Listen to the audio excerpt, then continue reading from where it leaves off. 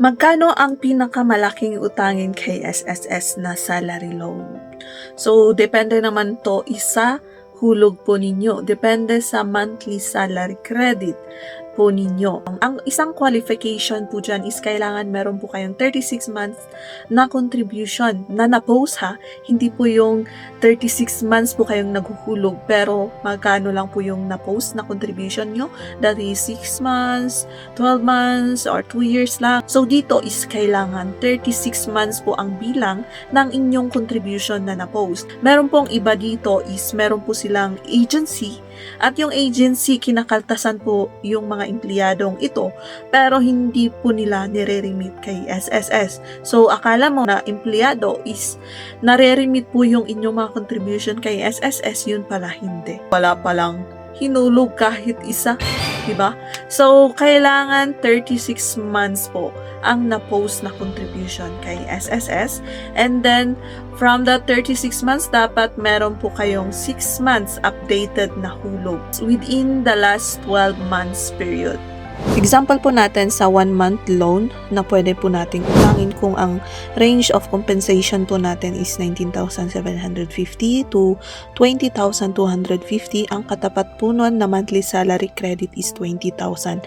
That is the maximum. So, if beyond pa po ng 20,250 ang inyong mga salary, ang pinakamataas po talaga na MSC or monthly salary credit is 20,000. So, yung 1-month loan po or loanable amount nyo is 20,000. Yun ay kung ganyan po or pare-parehas po yung inyong natatanggap na sahod kada buwan. Steady po na ang MSC po ninyo is 20,000. So remember, average po ng inyong MSC for 6 months within the last 12 months bago po kayo nag-apply ang loanable amount po ninyo.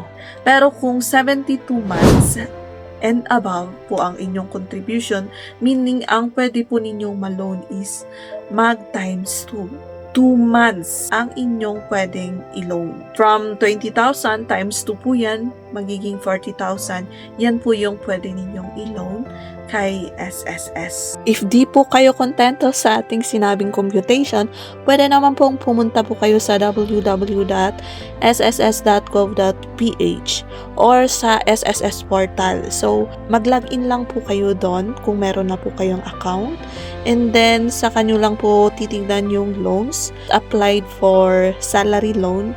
And then, makikita nyo po doon sa loanable amount kung magkano po yung pinakamalaking pwede ninyong i-loan na salary loan.